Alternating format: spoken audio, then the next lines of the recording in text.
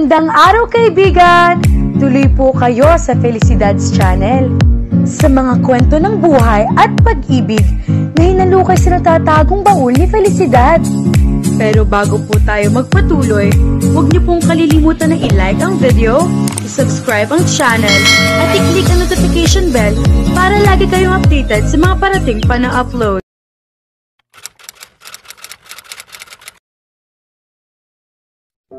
Maaga pa nang magising kinabukasan si Jade, naamoy na niya ang nakakagutom na amoy ng isinangag na kanin sa kusina. Bumaling siya sa bukas sa bintana at nakangiting tumanaw sa kawalan. Ang unang naalala niya nang magising siya ay ang nakakagulat na masayang gabi na imbitahan niya si Alan sa bahay nila para magkape. Dinatnan nila ang kanyang inay at dalawang kaibigan nito at ang kawaksin na magtutulong-tulong sa pagluluto ng leche flan. Sa halip na pumayag si Alan na sa sala na lamang manatili ay naghubad ito ng jacket, nagtiklop ng mahabang sleeves nito at nakipagkwentuhan sa mga ito. Napansin niyang komportableng-komportable kay Alan ang inay niya. Nang makabalik siya sa kusina pagkatapos mag-alis ng makeup at magpalit ng damit pambahay, ay narita niyang tinutulungan na ni Alan ng inay. Kita mo, naging masaya ako. Mas nag-enjoy pa ako rito kaysa sa party na pinanggalingan natin. Excited na siyang bumangon, nag-almusal at tumulong sa kanyang inay sa paghahanda ng lahat ng gagamitin sa party. Dito kayo para hindi kayo pagtinginan ng ibang bisita na para kayong dumarating ng mga artista kahit ang totoo ay mukha naman talaga kayong mga artista. Tumatawang sabi ng kanyang inay habang nauna na sa pag-akyat sa hagdan ng patungo sa ikalawang palapag at palabas ng veranda. Kumusta ang flight? Tanong niya kay Alona. Wala bang jet lag? Walang-wala. Nakatulog ka agad ako na maayos sa room ko pag uwi ko. Miss na miss ko na kasing kayakap ang mga stuffed toys ko. Dahil naroroon ang karamihan sa personal niya mga bisita, siya mismo nag-asikaso sa mga ito. Jade, naku, napakagwapo nga naman pala talaga ng kapatid ni Alona. Kung ako sa'yo, susunggaban ko na. Abay, swerte ka riyan. Gwapo, mabait at mayaman. Ninang naman, ano ba kayo? Alam niyo ba kung anong klase mga babae mga naging girlfriend ni Sir Alan? Sus! Bakit? Pagkaganda-ganda mong ang bata ka, mabait, matalino, responsable at napakasipag pa. Abay, jackpot na jackpot siya kung ikaw mapapangasawa niya. Ninang, nag-iilusyon kayo. Ay ito naman, hindi na mabiro. Alam ko namang hindi siya napapangitaan sa'yo dahil kapag hindi mo napapansin, nakatitig siya sa'yo. Parang gusto niyang panoorin kapag tumatawa ka, kapag nagsasalita ka. Sabi pa nga raw niya sa ninong mo, hindi raw kasi siya sanay na makita kang madaldal at tawa ng tawa. Pagtingin kasi niya sa amin, nakita niyang nakakingiti kami sa kanya. Ninang, ang galing niyong umimbento ng storya. Sinige na po at hinihintay na nila ito sa itaas. Sininang talaga. Pero noong bumababa na siya ng hagdan, hindi mawala-wala ang pagkakilig niya. Ngunit kaagad din naman niyang ikinagisto ang sarili. Jade, napapitlag siya nang marinig ang nag-aalalang boses ni Alan. Alan, ayos ka lang ba? Nahihilo ka ba? Pagod ka na siguro? Magpahinga ka kaya muna. Sisimplehan kong sabihin si Alona nang samahan ka muna. Hindi na, okay na ako. Huwag mo nang alalahanin ang mga bisita mo sa labas. Total ay birthday mo, ako naman ang mag-aasikaso sa mga bisita mo. Go. Go. Opo, boss. Sinulipan pa muna niya ito bago siya tuluyang pumasok sa kanyang kwarto. At nahuli niyang nakasunod ito ng tingin sa kanya at nakangiti rin gaya niya.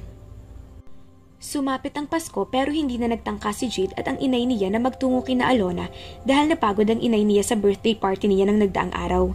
Pinilit niya itong magpahinga ng buong araw at siya nang nag-asikaso sa mas kaunting bisitang dumalaw sa kanilang bahay.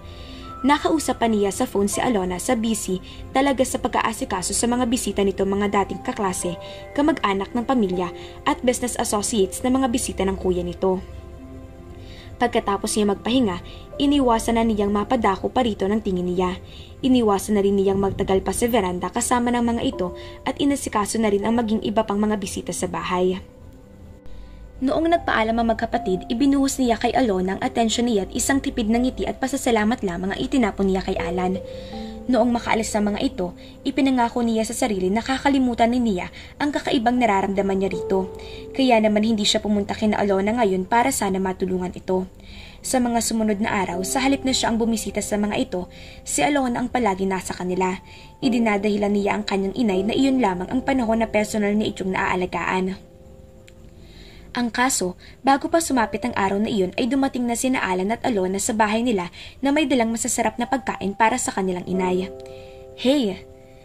Nakiusap ang kapatid ko na hayaan kang umabsent bukas kung sakali magka-hangover ka. Sabi ko sa kanya, hindi naman pwedeng kayong dalawa lang ang mag-e-enjoy.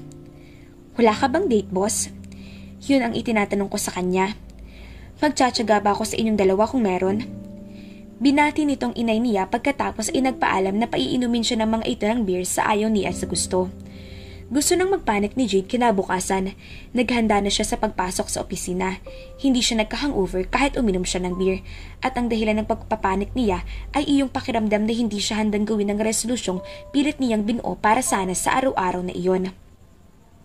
Siyempre, naroroon din si Alona. Kung umakto si Alan ay mo matagal na silang tatlo na naging magkakasama. Oy Jade, malilate ka na. Unang pasok pa naman ang taon sa trabaho. Opo, nandyan na ho.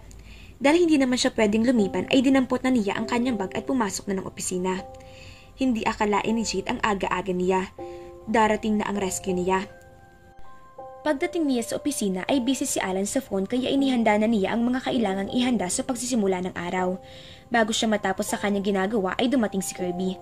May nakaschedule itong meeting kay Alan. Dahil nakailaw pa rin ang intercom na nagsasabing may kausap pa rin si Alan sa phone, gaya ng dati ay ini-entertain muna niya si Kirby. Tiyempong pagbukas ng pinto ay tumatawa siya sa joke ni Kirby.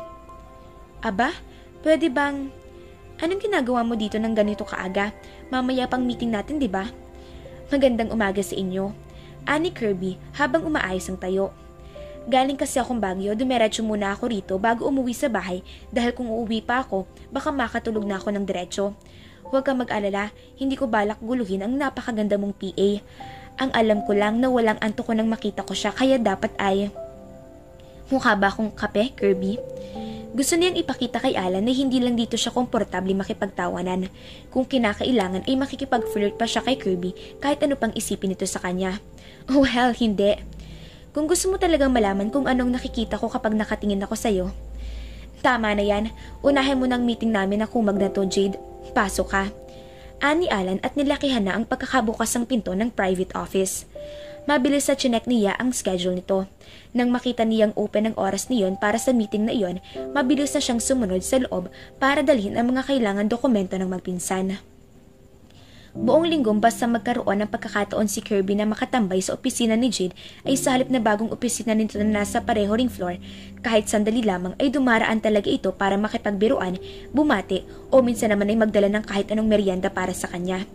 Ipinakikita naman niya kay Alan ang pagiging maalalahanin sa kanya ni Kirby. Kasabay niyon, hindi niya kinalimutang hayaang maging malapit uli rito.